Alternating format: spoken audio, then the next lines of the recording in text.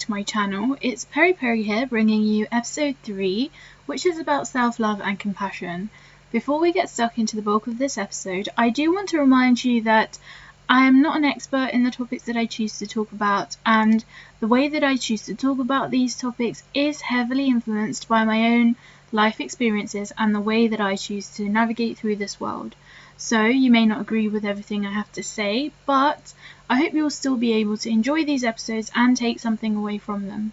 I do also want to add that communicating my thoughts regarding self-love and the healing journey in learning to love myself has been a lot harder than I expected it to be.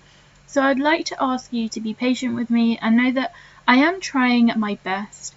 If you know me, then you know that speaking and conversations aren't really my forte. It's sort of way out of my comfort zone, but I'm going to keep trying and putting some content out there. I thought the best way to share my views would be in terms of lessons that I have learned regarding self-love. I feel that that's an easier way for me to process my thoughts and also add some sort of structure to the episode. The last 6 lessons I will be sharing will focus on the oracle cards that I pulled out for this episode. From the 2 decks I used last time, the Work Your Light and Earth Oracle Cards decks. I really enjoy using oracle cards because I find that they help provide a general guided message which sometimes reiterates the truths that we already know, but other times it can provide us with an insight or perspective that we weren't already aware of. The first 3 lessons that I'm going to share are based on lessons that I am learning and working on myself. And the first lesson ties in with the last episode about journeys. Being confident in who you are and what you stand for, and your ability to unconditionally love yourself literally determines the path you choose to take. If you are in a position to be confident in yourself and unconditionally love yourself, you are more likely going to choose a path filled with opportunities compared to the simple, familiar path that is within your comfort zone. The reason for that is down to how you view those opportunities and your ability to pursue those opportunities. If you aren't confident in yourself or your abilities to meet the requirements of those opportunities, you probably spend so much of the time fixating on the risks that may come with those opportunities and the possibility of failure. And I only say that because I know that's something that I do. There have been so many times where I haven't put myself forward for opportunities or taken the harder path just because I didn't think I would be able to make it through. I stuck to the easier path and then later on regretted my decision when it was too late and, inevitably ended up feeling worse about myself. Every time I said I couldn't do something, I was essentially taking away my chance to grow. It's something that I know I need to work on, and I hope if you are someone who also needs to work on taking up opportunities and putting yourself forward, you do, because, you are worth it, and I believe you can do it.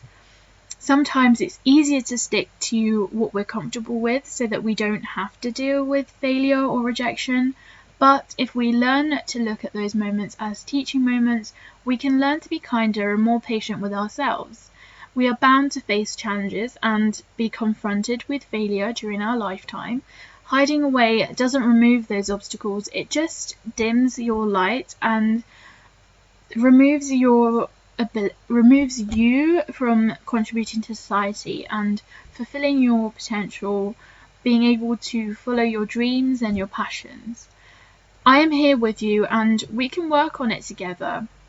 If you need an affirmation for this lesson, if you are someone who meditates or would like to incorporate more meditation or journaling into your life, we can say together, the world is scary and life is tough, but I am strong and brave. I may not always succeed, but when I fall, I stand up taller and learn so that I can do better next time. Something else I'm learning is to be aware of how my ability to love myself impacts my ability to listen to my intuition. I believe in intuitive truths, and I believe that our intuition can process situations and people a lot faster than we are consciously able to. Sometimes your intuition will warn you about negative people or situations, But if you aren't confident in yourself or your ability to make decisions, you end up ignoring your intuition and the alarm bells that come along with it. Your intuition is there to protect you, and your gut is always trying to tell you something. It's important that we're still able to listen to that gut instinct, even on our not so good days. Because inevitably you are going to have a few bad days chucked at you, and obstacles are inevitable, but you can still work on protecting your intuition and letting it be heard.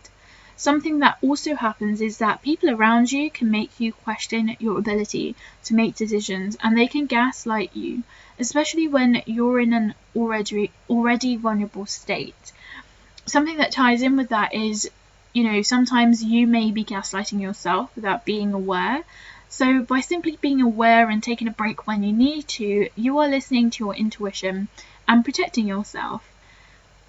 By saying that you are ready to listen to your intuition and that you are ready to protect yourself, you are telling yourself that you see your worth and that you deserve to be protected. For this lesson, the affirmation I would like to share is, thank you, universe, for guiding my intuition, and thank you, intuition, for protecting me and guiding me with truth and compassion. I would also like to add that something I'm making an effort to work on is checking myself when I decide to throw myself a pity party. If you know me, then you know I love to feel sorry for myself. And don't get me wrong, it's alright to feel sorry for yourself now and again, but I need to move on from that and I need to let go, because I've become really aware of not only the effects it has on me, but also how it affects the people around me. I need to be able to bear in mind that when I indulge in negative thoughts about myself, I may be encouraging those around me to do the same. I might be telling them it's okay to be unkind to yourself, when really, truly, it isn't. If I wouldn't let my friend talk about themselves in a negative way, then I shouldn't let myself attack me and bring myself down. I find that for me, the reason why I indulge in the sort of self-pity and the negative talk is because it's easier to criticize and bring myself down than let anyone else do that for me. So I continuously indulge in the negative views of myself, but trying to be kinder to myself and tell myself that those thoughts aren't true is something that I am working on, and I am realizing how beneficial that is to my mindset and also my ability to help others around me, and how the way that I talk to myself impacts the way that I am able to talk to others and also encourage them to heal in ways that they may not be aware of. So, tell yourself that things have changed now and you know your worth and you are working on your growth. Say the words out loud. I know at first I was really uncomfortable to do this, but it can be really empowering to hear positive affirmations said to you by yourself in your own words, in your own voice, and to hear them out loud. So say it out loud and say these words to yourself. I am beautiful, I am brave, and I am worth it.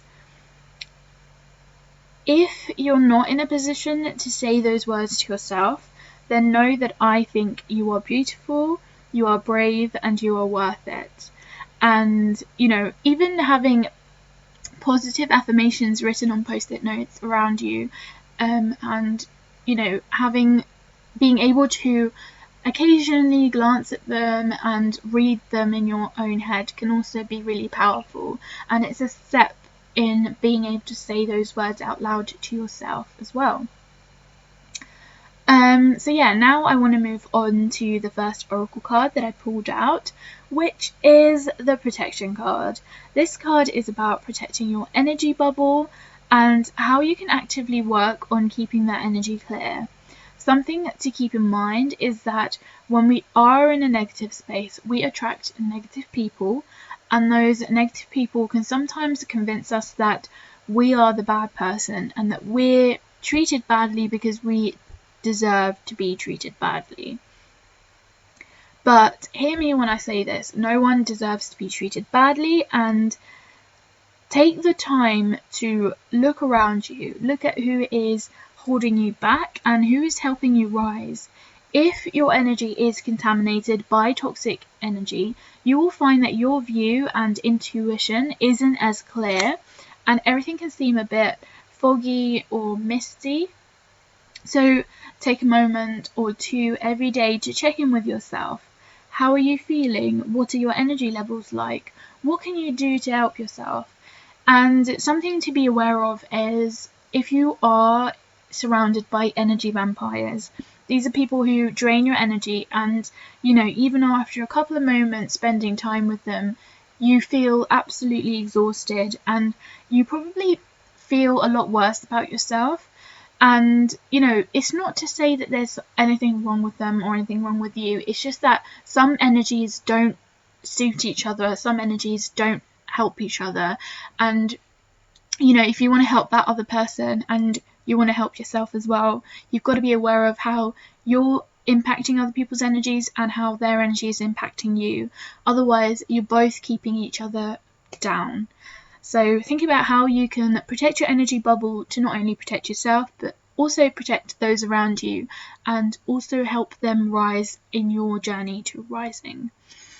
The next card I pulled out was the Keepers of the Earth card, and this card is about knowing that your ancestors are beside you, supporting you on your own journey. It does get hard sometimes and you will need support, and by being open to receiving that support, you are saying that you are ready to grow, and you are acknowledging that where your weaknesses lie and where you might need help. It's not something that shows that you are weak, it's showing strength. Knowing where you need help and support and accepting that support is showing that you are able to take the high road and you are able to allow yourself to be supported in your growth journey. When or if you meditate or pray, you can call on your ancestors and ask them for support, but do bear in mind that you should also always thank them for everything they have done for you thus far. I'm aware that not everybody will believe in ancestors or have a good relationship with them, but connecting to your roots can help understand your identity, which in turn can support your healing process and learning to love yourself. So the next card I pulled out happens to relate to the Keepers of the Earth card. It is the Soul Family card. If you aren't aware of the concept of the soul family, this is your chosen family. It's the people in your life that connect with you on a soul level. You feel instantly connected to them and you like doing the same things as them and you think like them. If you feel as though you haven't connected with your soul family, you can attract them by working on loving yourself and taking the time to do the things you love.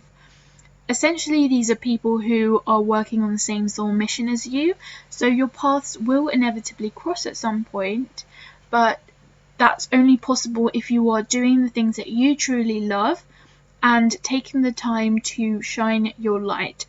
Let yourself be seen by those around you, and by doing the things that you love and by taking the time to work on yourself and learning to love yourself, you attract like-minded people, and you can eventually, once you meet them, you can eventually call on them for support, because they might not be working at the same pace as you, or they might be at different points in their journey to you, but your paths are going to cross eventually. So they may have already been through the things that you are going through right now, or you may be able to support them as well.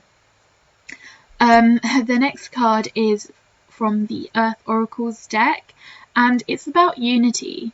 The card tells you to see the worth of your values and others, and it's encouraging you to be empowered by uniting on what each person is worth. And sometimes there is this unhealthy viewpoint that it's kind of a selfish viewpoint if you think about it, that we have to work on only ourselves and make sure that we're the ones that get to the top. but by uniting and coming together as one, we can help each other grow and be empowered in supporting one another. And I think that's also a really important way to think about how when we're able to love ourselves and be confident in who we are and what we stand for, we can be happy for other people without feeling as though their success is impacting our success. And we can truly help other people and support them on their journeys because we are confident in ourselves and know where we stand and confident in our journeys as well. The next card from this deck is the Patterns card. I guess this card is a bit different from the other cards I have pulled out, but essentially it's warning you of a sense of history repeating itself. If you find that you are stuck in a cycle, it's asking you to step back and look from outside what you already know so that you can break that cycle and move on. In the process of learning to love yourself, you can feel empowered to breaking away from toxic cycles, and those toxic cycles may not be from your own lifetime. They might be generational toxic cycles. They might be cycles of violence or cycles of trauma that you might not be aware of. And if you don't know where those cycles are stemming from, it can be quite hard to break away from them. So you can call on your ancestors or soul family to help you and support you in realizing where those cycles stem from and how you can work on breaking away from them. Just a lot of this is asking you to be reassured by the idea that you are not alone. A lot of these cards are asking you to call on others for support and allow yourself to be supported. It's asking you to unite with others, and a lot of the time the self-love journey does begin with you, but it does not necessarily end with you. In your ability to learning to love yourself and being confident in who you are extending that love out to those around you as well. So it's really important to not only think about how your journey is impacting you, but also those around you, and how by healing yourself you can help and support others healing as well. Finally, that last card that I've pulled out is the Revolution card. It's encouraging you to avoid comparing yourself to others. This is definitely something I feel I learned most during my time at university.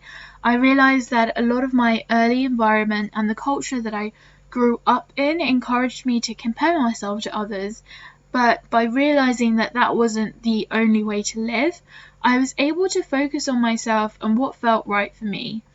It isn't easy because everything is a journey, and sometimes I still feel myself comparing my journey to others, but I am aware of how it can negatively impact my thinking and my compassion towards myself.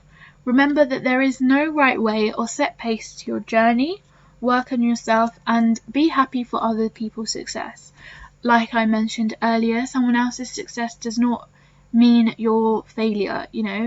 Someone else's success does not impact your success. We can all succeed and we can all unite in rising together.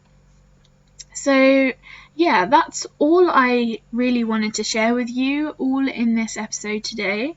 I hope you were able to enjoy it and learn something from it. I'd like to remind you that the love that we give and receive is only as good as the love that we have for ourselves. Once again, thank you for joining me for this episode, and I hope you'll join me for the next episode, whenever that is and whatever that is about. So yeah, have a good week or weekend, depending on when I post this. And bye for now.